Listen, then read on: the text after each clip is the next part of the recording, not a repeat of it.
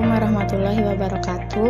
Kami dari kelompok 2 kepramukaan yang beranggotakan saya Fitratul Hamdah, Firdaus Indra Redani, dan Fajar Sabarudin Nur akan menerangkan tentang prinsip dasar dan metode kepramukaan.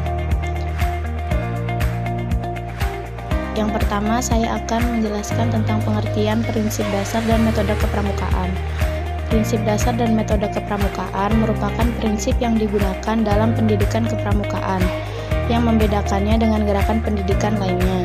Bond Powell sebagai penemu sistem pendidikan kepanduan telah menyusun prinsip-prinsip dasar dan metode kepramukaan, lalu menggunakannya untuk membina generasi muda melalui pendidikan kepanduan. Selanjutnya, prinsip dasar kepramukaan. Satu, prinsip dasar kepramukaan adalah yang pertama, iman dan takwa kepada Tuhan Yang Maha Esa. Yang kedua, peduli terhadap bangsa dan tanah air, sesama hidup, dan alam seisinya. Yang ketiga, peduli terhadap diri pribadi. Yang terakhir, taat kepada kode kehormatan pramuka. Baik, yang selanjutnya akan dijelaskan oleh Saudara Firdaus Indra Redani. Halo semua, perkenalkan nama saya Firdaus Indra Redani. Di sini saya akan melanjutkan materi sebelumnya, yaitu mengenai prinsip dasar kepramukaan. Selanjutnya yang kedua yaitu prinsip dasar kepramukaan berfungsi sebagai norma hidup sebagai anggota gerakan pramuka. Ditanamkan dan ditumbuh kembangkan kepada setiap peserta didik melalui proses penghayatan oleh dan untuk diri pribadi dengan bantuan para pembina, sehingga pelaksanaan dan pengalamannya dapat dilakukan dengan inisiatif sendiri, penuh kesadaran, kemandirian, kepedulian, tanggung jawab, serta keterikatan moral, baik sebagai pribadi maupun sebagai anggota masyarakat. Selanjutnya, yang ketiga, pada hakikatnya, anggota gerakan pramuka wajib menerima prinsip dasar kepramukaan, yang dalam arti pertama, menaati perintah Tuhan Yang Maha Esa dan menjauhi larangannya serta beribadah sesuai tata cara dari agama yang dipeluknya. Yang kedua, memiliki kewajiban untuk menjaga dan melestarikan lingkungan sosial, memperkokoh persatuan, serta menerima kebinekaan dalam negara kesatuan Republik Indonesia.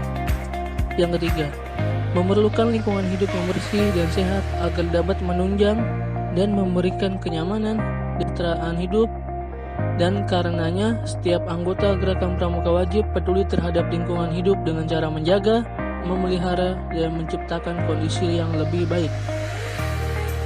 Yang keempat, mengaku bahwa manusia tidak hidup sendiri, melainkan hidup bersama berdasarkan prinsip kemanusiaan yang adil dan beradab dengan makhluk lain ciptaan Tuhan, khususnya dengan sesama manusia. Yang terakhir yaitu memahami prinsip diri pribadi untuk dikembangkan dengan cerdas guna kepentingan masa depan bermasyarakat, berbangsa, dan bernegara. Selanjutnya akan dijelaskan oleh Fajar. Assalamualaikum warahmatullahi wabarakatuh. Saya Fajar Sabarudin Nur. Di sini saya akan menyampaikan tentang metode kepramukaan. Singkat saja, metode kepramukaan adalah ataupun pada hakikatnya tidak dapat dilepaskan dari prinsip dasar kepramukaan yang keterkaitan dengan keduanya terletak pada kode kehormatan pramuka seperti prinsip dasar kepramukaan dan metode kepramukaan. Metode kepramukaan ini adalah salah satu cara memberikan pendidikan watak kepada peserta didik melalui kegiatan kepramukaan, yakni memberikan subsidi pendidikan tingkah laku dengan melalui kegiatan kepramukaan. Pendidikan kepramukaan merupakan proses belajar mandiri yang progresif bagi kaum muda untuk mengembangkan diri pribadi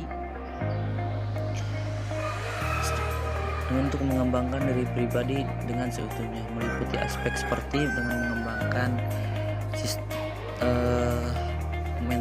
mental, moral, spiritual, emosial, dan sosial. Begitupun dengan mengembangkan aspek intelektual dan fisik bagi setiap individu maupun setiap anggota masyarakat ketika dibutuhkan.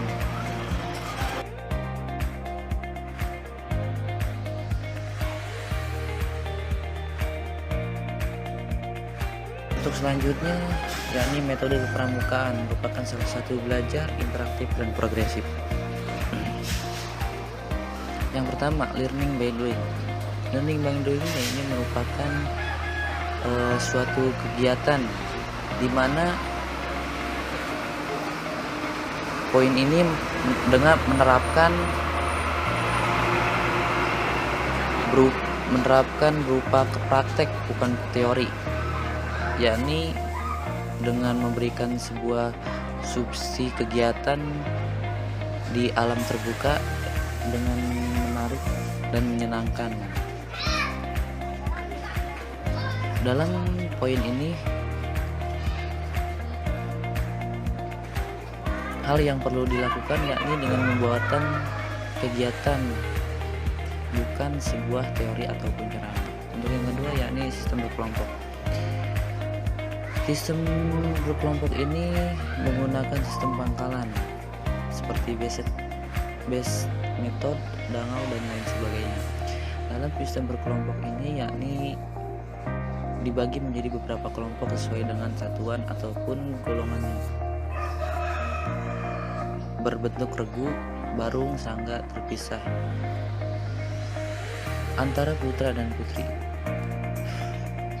Tujuan dari sistem kelompok ini yakni dengan menjadikan pemimpin bertanggung jawab untuk kelompoknya. Yang kedua yakni berupaya bahu-membahu untuk mencapai suatu tujuan.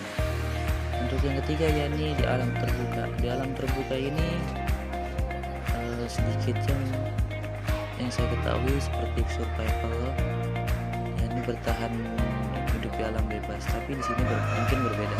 Di alam terbuka ini anggota pramuka bersama dengan para pembina secara langsung bagaimana kita menumbuhkan kepedulian dan kecintaan terhadap lingkungan, yakni maksudnya itu memberikan sebuah pelajaran ataupun pendidikan, begitupun kegiatan yang dituntut untuk menumbuhkan rasa kepedulian dan kecintaan terhadap lingkungan sekitar, serta anggota pramuka dituntut untuk dapat memecahkan suatu permasalahan dan tuntutan alam yang ada di sekitarnya.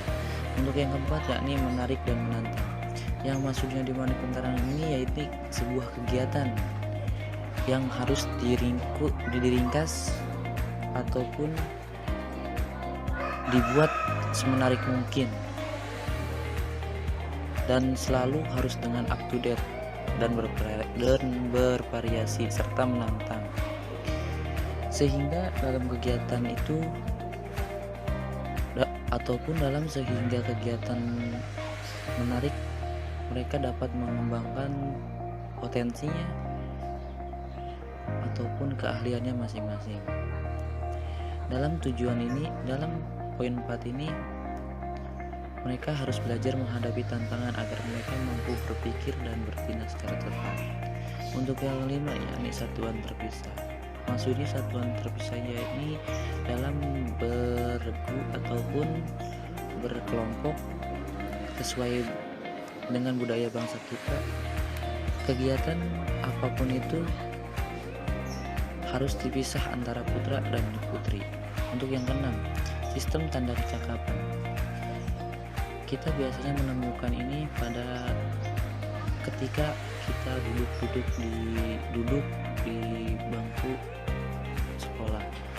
Dengan tidak lain yang saya ketahui, saya menemukan sistem tanda kecakapan ini pada buku panduan kepramukaan. Maksudnya sistem tanda kecakapan ini untuk meningkatkan kemampuan dan kemahiran dengan memberikan tanda kecakapan bagi anggota untuk memenuhi persyaratan seperti syarat kecakapan umum, syarat kecakapan khusus, dan syarat pramuka Garuda. Untuk yang ketujuh yakni sistem among. Maksud sistem among ini yakni setiap kegiatan yang diberikan para pembina dapat melaksanakan kegiatan ataupun dengan menerapkan sebuah bimbingan dan latihan dengan menerapkan beberapa metode, yakni dengan memberikan bahasa lainnya ini dengan in ngarso sing tulodo yang memberikan keteladanan, lalu ing madio mangun karso yakni memberikan sebuah atau bukan memberikan sih, jadi membangun sebuah karya dengan bersama-sama.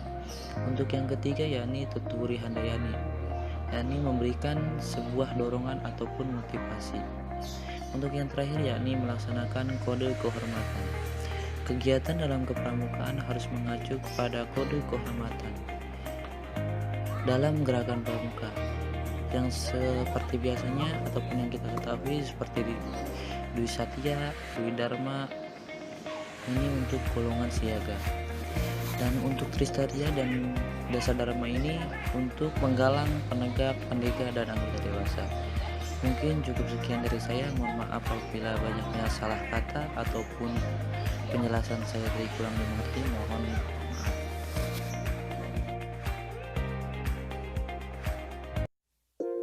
Alhamdulillahirrabbilalamin. Sampai sini saja penjelasan dari kami. Jika ada yang ingin ditanyakan, silakan ditanyakan di Google Classroom. Sekian, wassalamualaikum warahmatullahi wabarakatuh.